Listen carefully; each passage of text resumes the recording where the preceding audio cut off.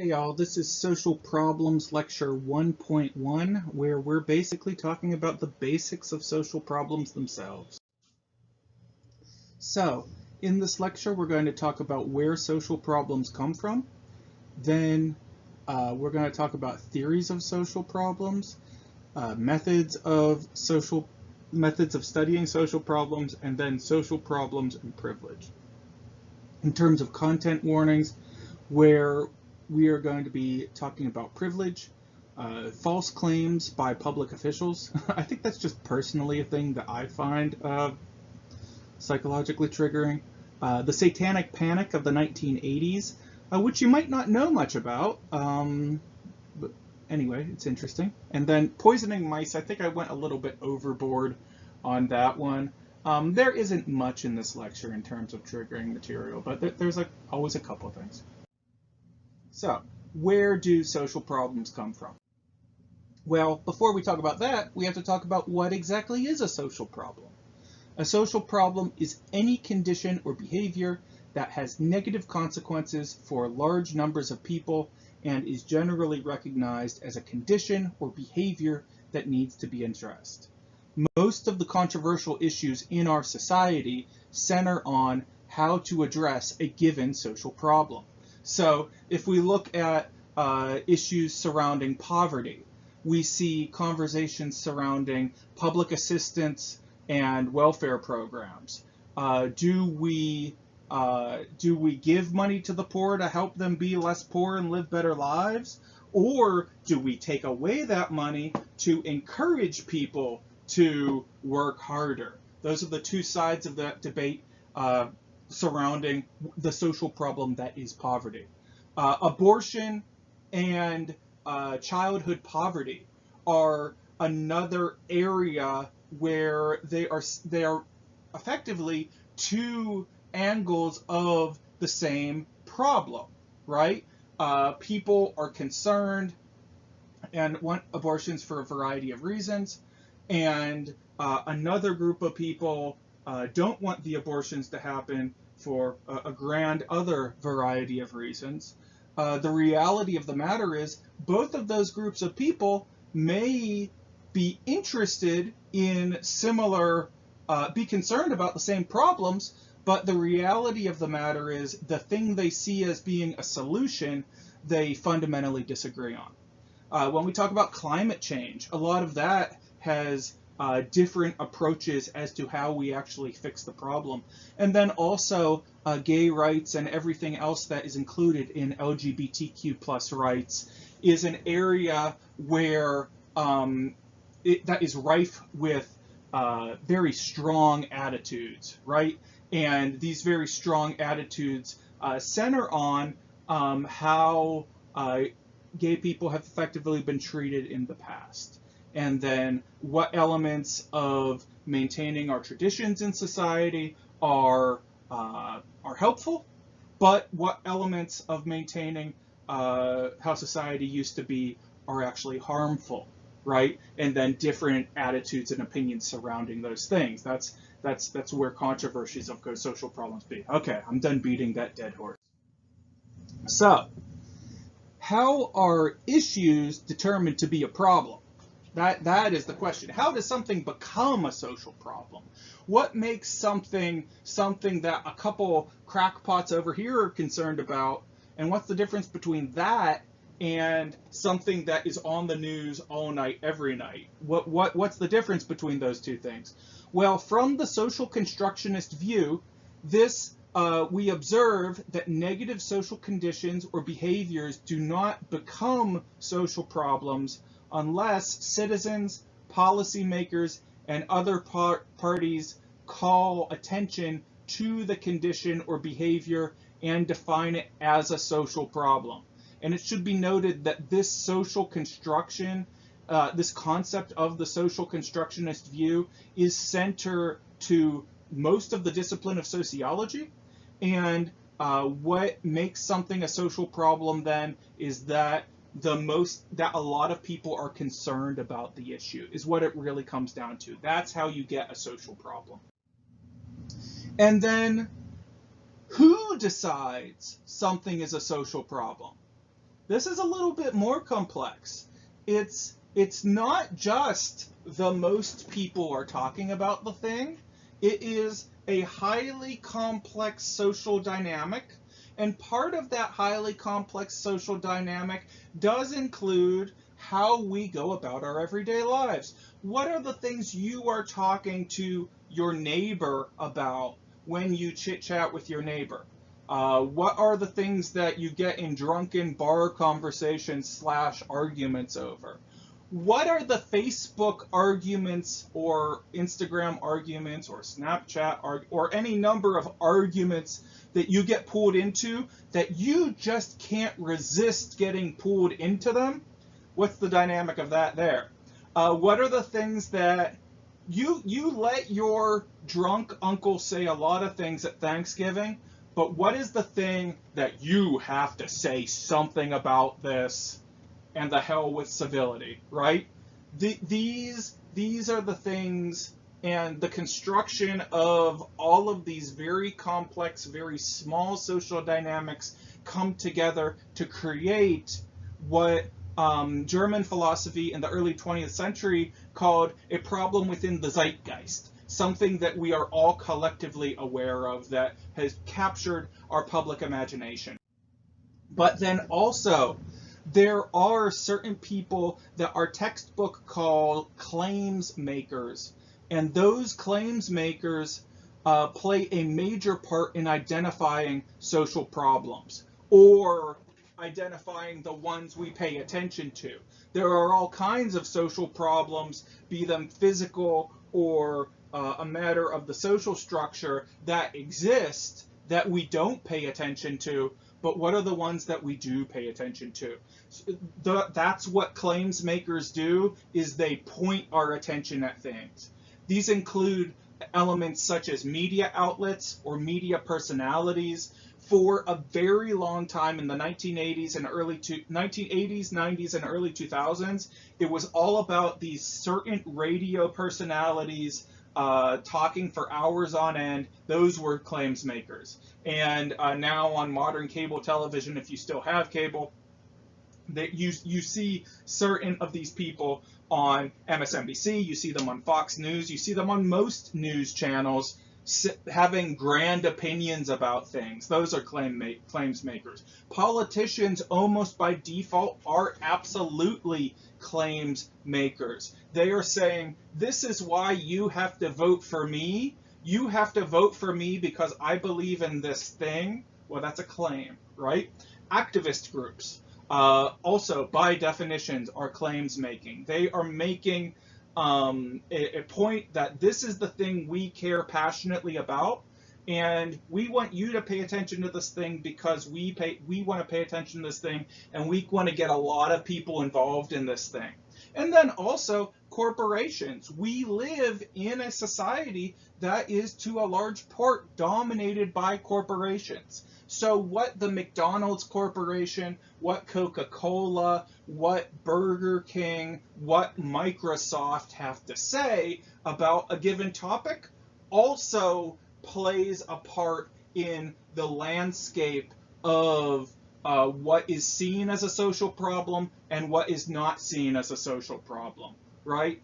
Amazon could claim to be very concerned about the environment, but they are much less likely to claim concern for employees and that those employees should form a union, right? They're not going to make that claim because that's not in their corporate structure's best money-making interests.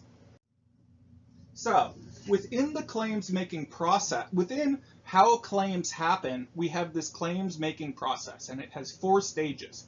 If you're not super familiar with sociological theory, sociologists are big fans of making up series of stages because they're effective and they describe the social phenomena.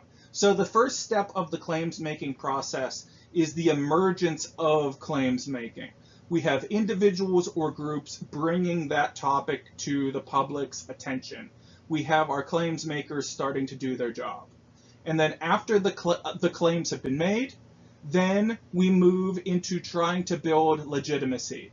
The group brings the issue to the attention of the government. We try to get a bill passed. We try to get petitions signed. We try to get people elected and change the law. And if available, they use empirical evidence at that point and include it with the claim. So if there is evidence of widespread discrimination in housing on the east side of the city, and we actually can have sociological evidence to back it up, that's where the evidence is put in, right? So if you have evidence and believable evidence, then that legitimacy is more likely to go forth. But also, it should be pointed out, if you have kind of fraudulent evidence and you're able to portray that and kind of fool power makers, that also sometimes can help, unfortunately. In stage 3, we go to renewed claims making. So what happens is, and we see this in all kinds of social movements. So let's say in stage 2, the government took some action. They put some laws into place. Well, if the government takes action, the group may think that the government's actions are too little, which is also part of the dynamic of having a social movement, right? You say, well, we had to compromise on too many things in our environmental bill that we helped get passed, so let's push and try to get more of what we want as an environmentalist organization. That is that one. But if the government takes no action, then the social movement may adapt strategies that they feel are more likely to work. Okay, the government's not going to do anything. Well, we're going to start wide-scale protests. We may even start civil disobediences where we block intersections downtown until we get people to pay attention to what we need, right? You can very much look at this list in terms of flow charts. If this, then that. If this, then that. If you don't know what a flow chart is, Google image search that. That'll show you what I'm talking about. And then stage 4, development of alternative strategies. If government action does not solve the problem, or does not solve the problem well enough, that we identify that in stage 3, then we as a social movement group may develop alternative means toward achieving our goal. Or we could start making new claims, and that may take us back to stage 1, right? Of refiguring out how we're gonna do it, right?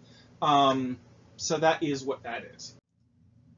So let's talk about then, we talked about the claims making process, let's talk about some of the theories surrounding social problems.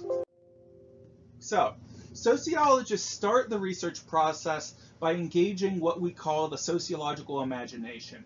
The sociological imagination is an intellectual tool that we build and we use as sociologists. Its definition is the realization that personal troubles are rooted in public issues, right? So let's break those definitions out. What are personal troubles? These are things that you experience every day on your personal level, on the micro level, on your small scale. My daughters, for example, caused me a bit of a problem this afternoon where I had to run them from one place to another place, and I was greatly frustrated that I had to wait so long because they were eating lunch in the car, right? I was getting really frustrated. Why are they taking so long? This is wasting my time. I have other things to do, right? That's a micro level problem. Leave that there for a second. Talk about public issues then. The problems in society that underline personal troubles.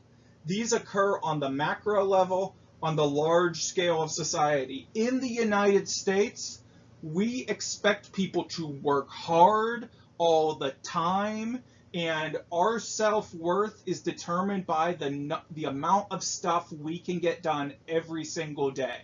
And in doing that, we attach amounts of pay to things, and money really is what motivates a lot of people. And we drive people in our society to be as productive as possible at all times. Macro level phenomena. Take that back down to my micro level phenomena. I'm getting impatient about my kids eating their lunch in like a reasonable way. It was entirely reasonable. It was only 10 minutes, right?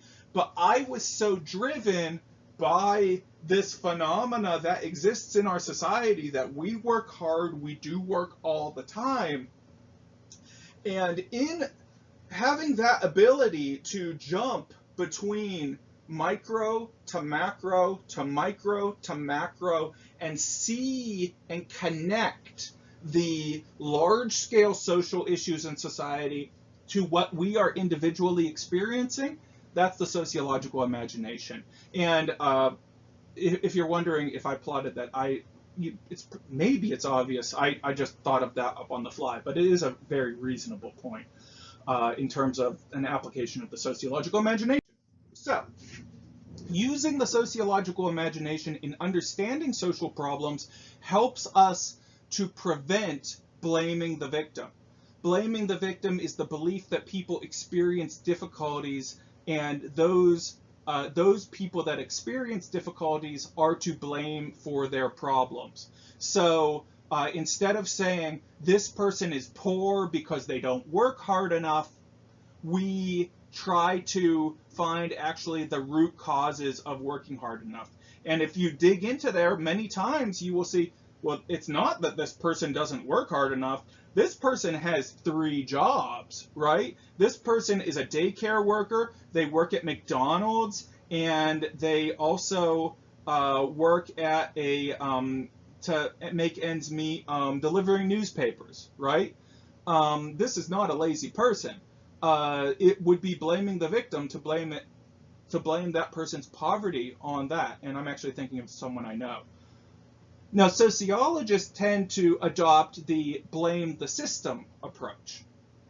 In the blame the system approach, we observe that personal difficulties often stem from problems in society, right? So my friend I know that works 3 jobs, she actually, it is the system that pays her so little for those 3 jobs, and none of those jobs are able to actually give her healthcare benefits. So not only do we have the how we determine people's worth in our society messed up, we have how we do our healthcare system in and of itself not functioning in her life.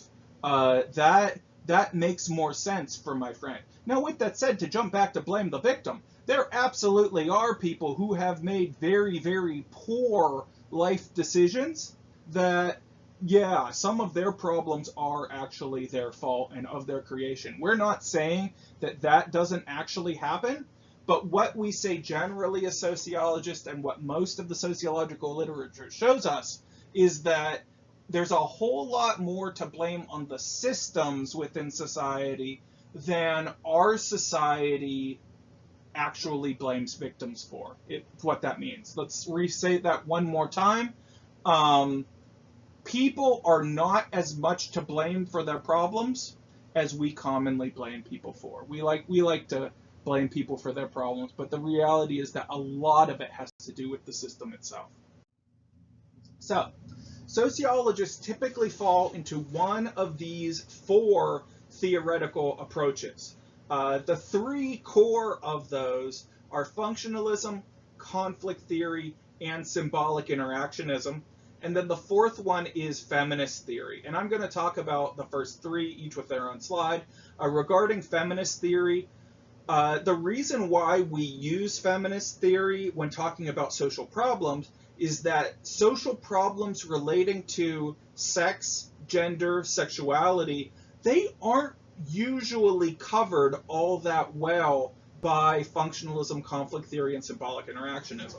Those 3 core theories are very good at understanding most things in society, but when we talk about gender-related issues, feminist theory is actually much more specifically beneficial. So let's look at each of these. So functionalism. And this material here, you may want to pay attention and highlight because this is pretty important on our midterm exam. But we'll be talking about the core theories over and over again. So functionalism states that social institutions are important for their contributions to social stability. The very basic breakdown of this set of sociological theory is that society is made up of parts. Those parts are social institutions. Those social institutions interact with each other to help each other function. So the healthcare industry interacts with government, and the government interacts with the electrical system, with like electrical utility companies and all that. And all of those interweave to allow us to live the healthy lives that we actually can to the best ability of our society. All institutions, all parts are needed to make society function properly. If we are missing an institution in society, if an institution collapses in our society, it will have a negative effect on many other elements of our society. Our healthcare systems in the United States are heavily strained and on the edge of being broken. And that impacts a lot of different areas in society. That impacts my full ability to teach you when I have to make doctor's appointments for my daughter and take time off in the middle of the day because that's the only time I can get someone to see her, right? And all sorts of everything in between. We go back up to the meso or micro level. Meso means in between, but we go up to the macro level, then we can look at thousands of dollars that universities pay to give okay healthcare to only part of their employees. So that is how our broken healthcare system is actually hurting universities on the big scale, and also hurting people toward the bottom, people like me, adjuncts who usually universities don't even provide us with healthcare. This is uses of the sociological imagination to understand functionalism in this way. So you can think, what would a functionalist study? A functionalist could study how did epidemic preparedness help maintain supply chains around the world during the major, the time of the deep pandemic. We're talking 2019 to about early mid-2021. So we see here on this map, we see gross domestic product in the blue, and then we see epidemic preparedness in the red, and you actually see you actually see those areas of the world that are in black on the lower map. Those are the areas that were hit absolutely worst by lack of resources, lack of supply chains, etc. The blue areas are the areas that are actually doing pretty okay, not really suffering so much in terms of supply chain issues. And then the United States, we are middle gray, and then we see Russia, Mexico, Peru in kind of darker gray. So you see, according to this map, then the United States, we weren't really prepared that much for the pandemic, but we also are not as economically susceptible as some other countries are. So therefore, yes, we are having supply chain issues, but because we were economically powerful at the beginning of the pandemic, it didn't really hit us as heavily as, say, we see, for example, what is that? That would be Ukraine, actually. And I see Estonia there. I see Libya and Mozambique. Exactly. Anyway, moving on. That's the kind of thing a functionalist would study, the big scale interactions of social institutions. Conflict theory then states that society is composed of groups with different interests arising from their placement in the social structure. So specifically, the bourgeoisie and the proletariat. One thing you need to understand about conflict theory is that a whole lot of it stems out of the philosophical schools of thought of Europe in the early 1800s. And a lot of that, basically during that era, if you were a smart, learned person, you were doing your stuff in French. So bourgeoisie, that means in French, the rich owning classes in society. The bosses, who we in modern America would call the 1%, that's the bourgeoisie class.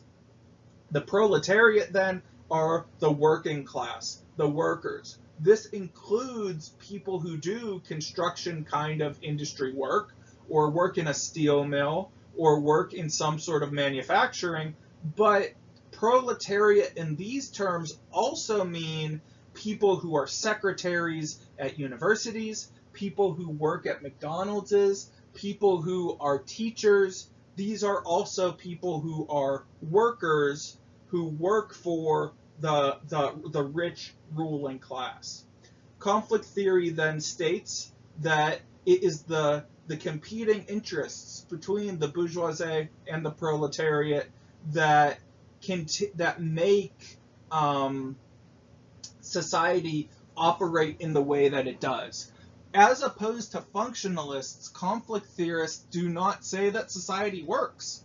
Conflict theorists say that society works for the rich and powerful, and when, on our second point there, if the proletariat develop what is called class consciousness, they will be able to overthrow or challenge the power of the bourgeoisie and improve their situation. If you want a definition for it, class consciousness is defined as an awareness of one's own class status, and if a member of the working class recognizes that bosses need you and that you really don't need the bosses, that's a development of what is called class consciousness.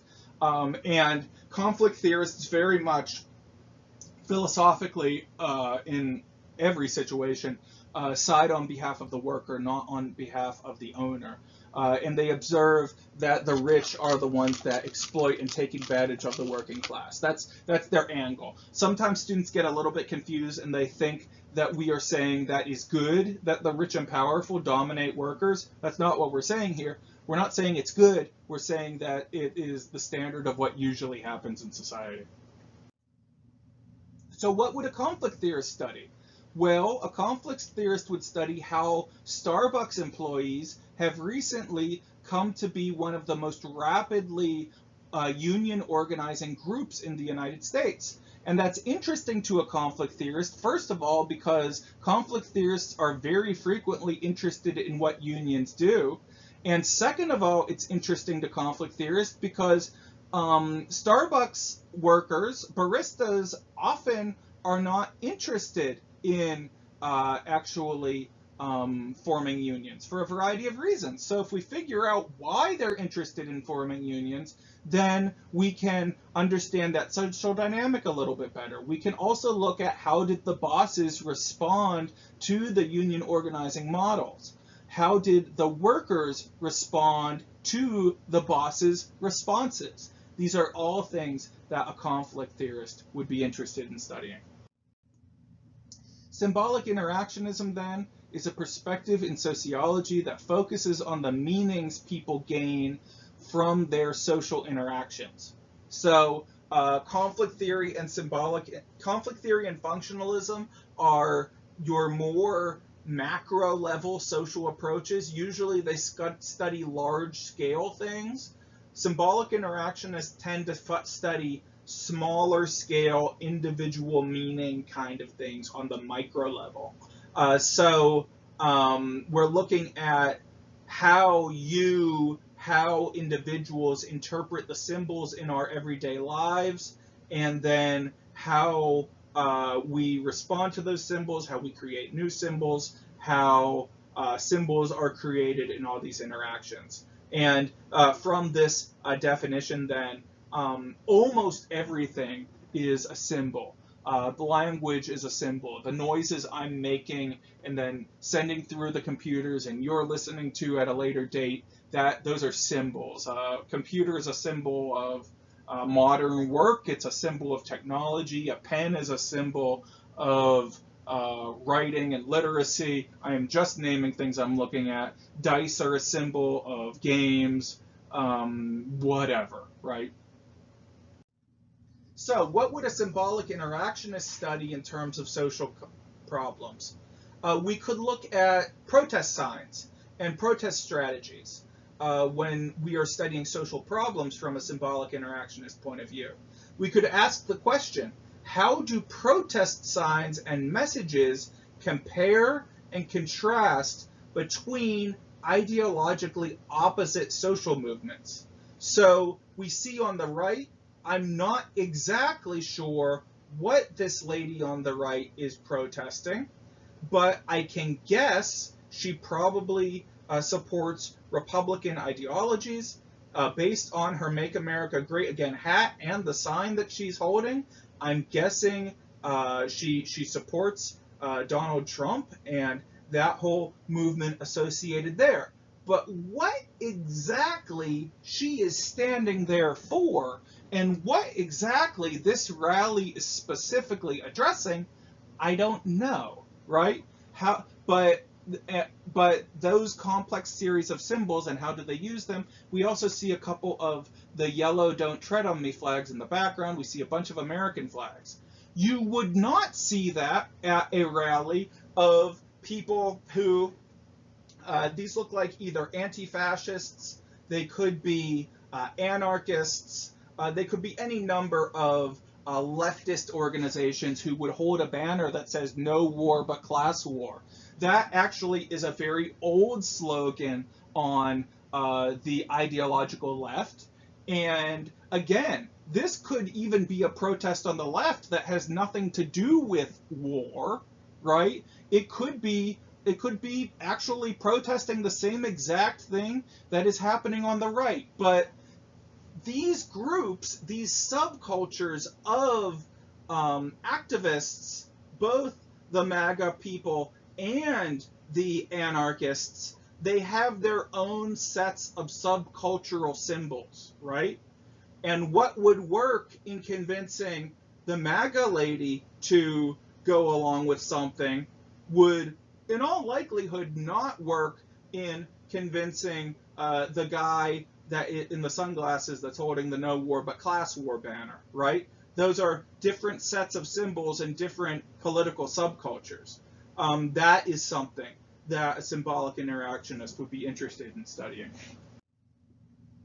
Feminist theory then studies how society is filled with gender inequality, characterized by women being the subordinate sex in social, political, and economic dimensions in our society. Now, that is the kind of statement that outside of sociology, outside of social science, and looking at the actual data can strike someone as an opinion.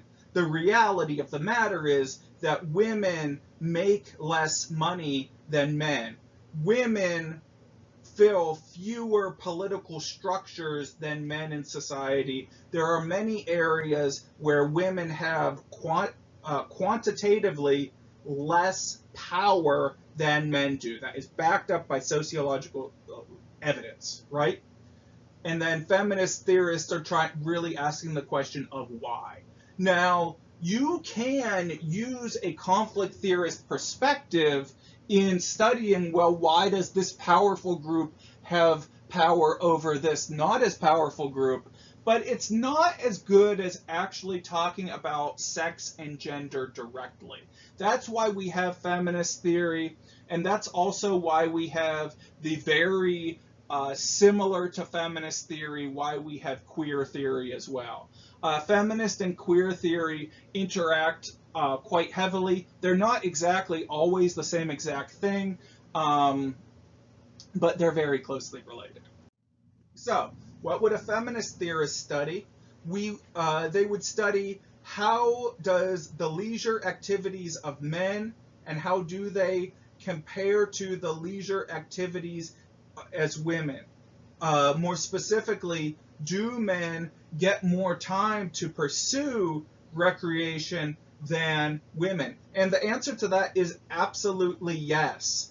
Men do have more time to pursue sports than women do, especially if you look at men and women in heterosexual or opposite sex romantic relationships, especially when children are involved, right? Our society has a tendency to put more value on women parenting and mothering than fathers parenting and fathering, if you will.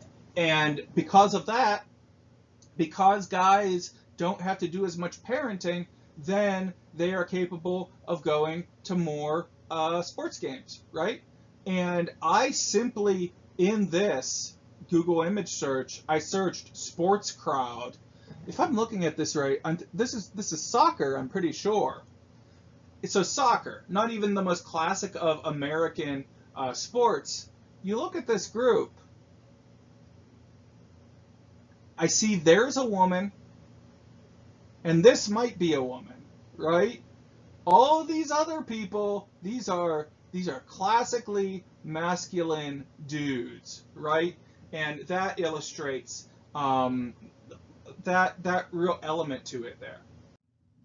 Now, let's talk for a little bit about the methods of studying social problems. We have our base theory. Now let's talk about our base methods. The theory are the broad ideas that we are basing this on, and then the methods are the tools we use to try to observe what we are seeing today in our actual phenomena in front of us.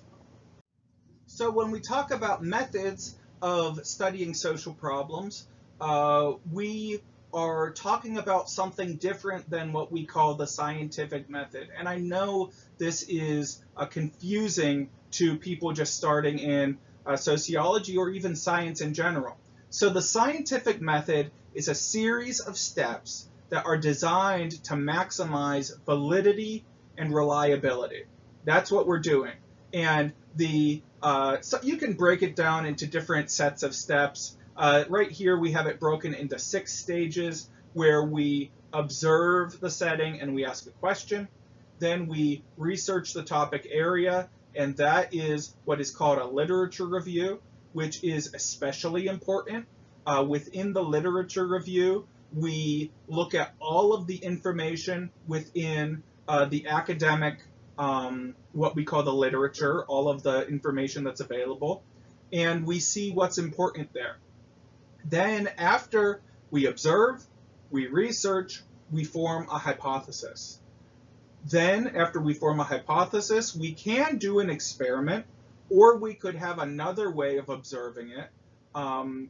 Sociologists often don't use experiment. Usually we use other methods of observing the social world outside of experiments. Then after we gather that data, we analyze our data, and then after we analyze it, we report our conclusions, right? That is the scientific method. If you follow these steps, you are doing the scientific method. If you are doing the scientific method, you are doing science. That's how science works, right? That's it. If you're not doing this method, you're not doing science, period. That's the definition of science right there. Now, the scientific method is not a research method. They should be called research tools, right? Because they are either physical or theoretical process tools that you use to studying the social world.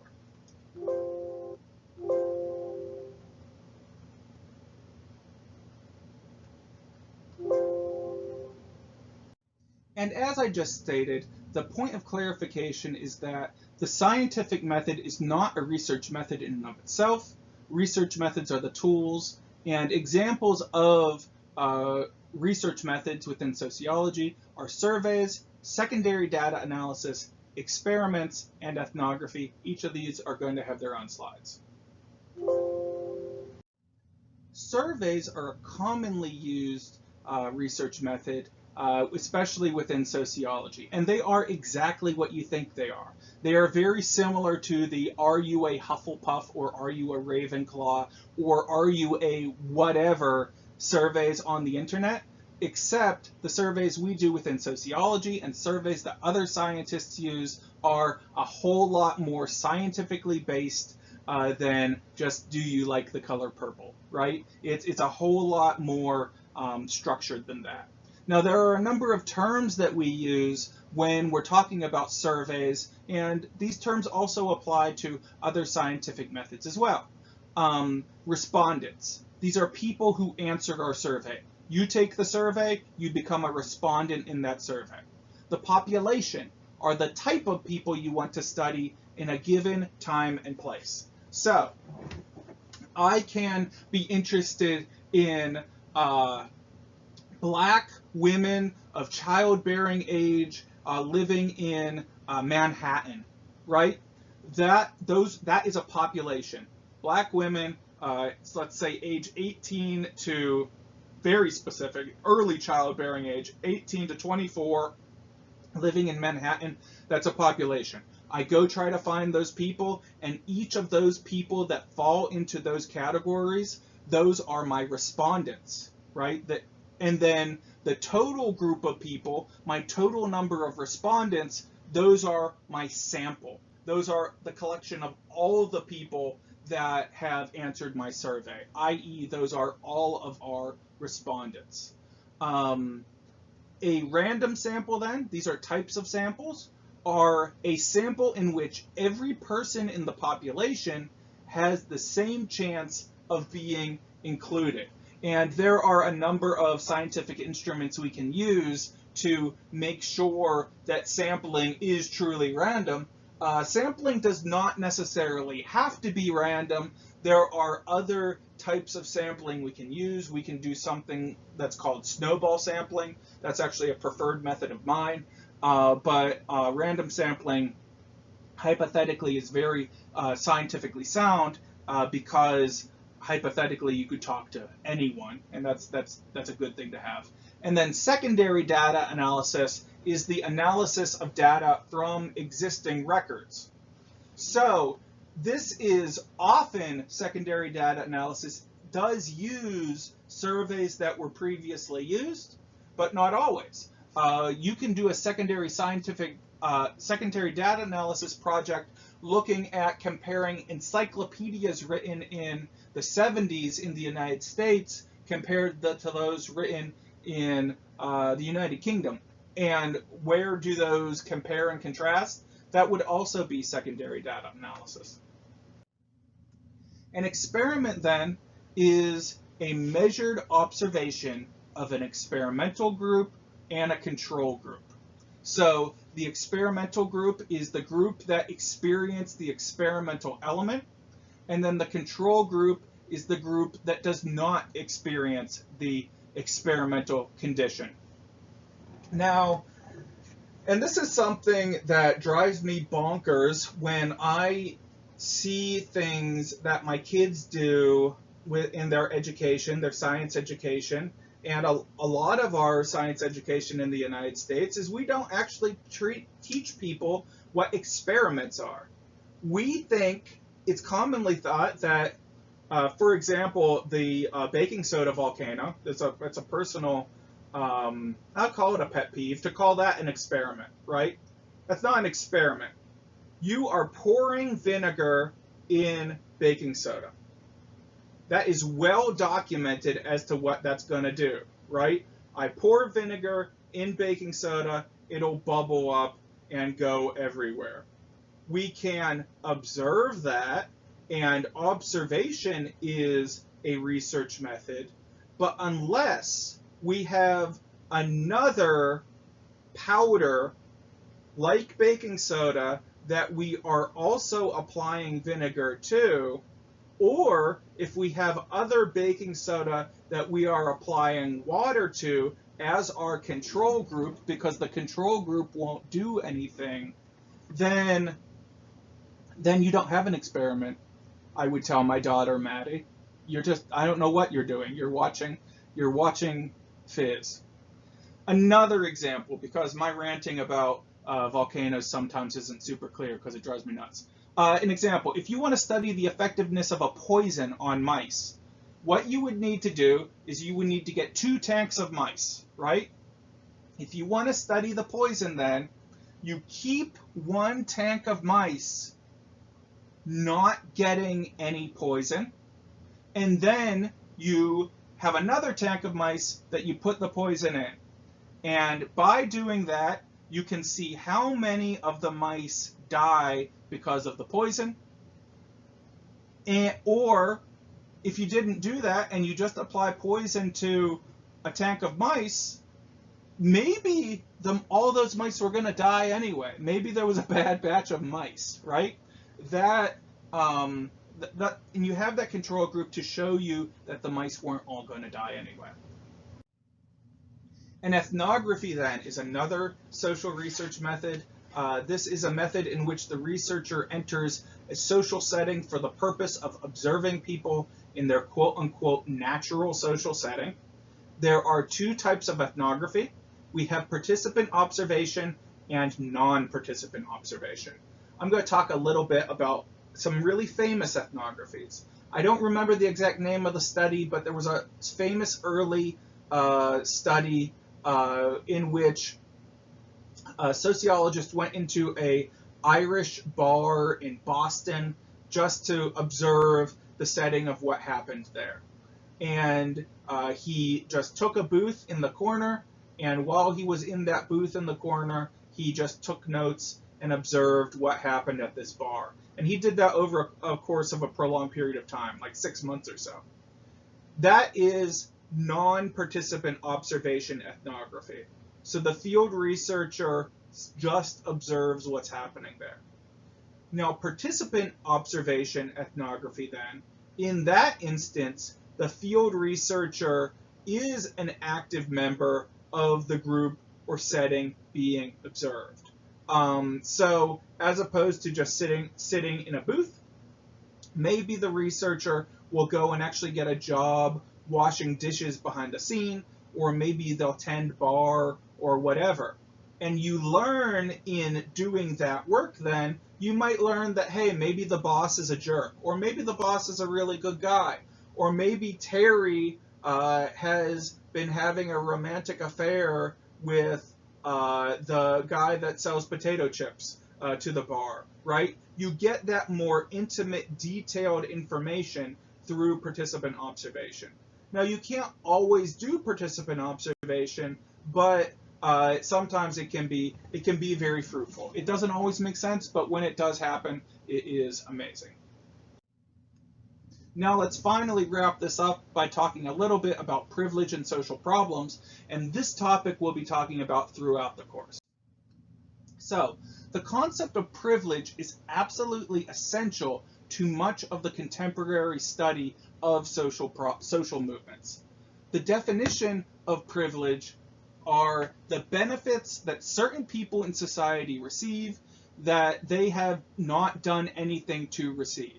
So, to put another word, privileged groups are typically the dominant groups in society. A dominant group, then, the definition being a group that has disproportionately high amounts of power and money in our society. So, by definition, people who are part of dominant groups have privilege, right? And there have been a lot of conversations in our society as to what privilege is, what privilege isn't. And a lot of those conversations are pretty good, and they're pretty good in academics. So I'm actually proud of us as a society for keeping that kind of clean in the way that some concepts can get muddy over time. So in the United States, our dominant groups include whites, include males, include heterosexuals. So all 3 of those privileges I possess, right? I am someone who is of privilege. There are other groups that have other sorts of privileges as well. And we'll talk about many different types of privilege as we go on through the course. Okay, that is it for this time's lecture. And if you have any questions, as always, please feel free to send me an email or stop by my office hours. Thanks.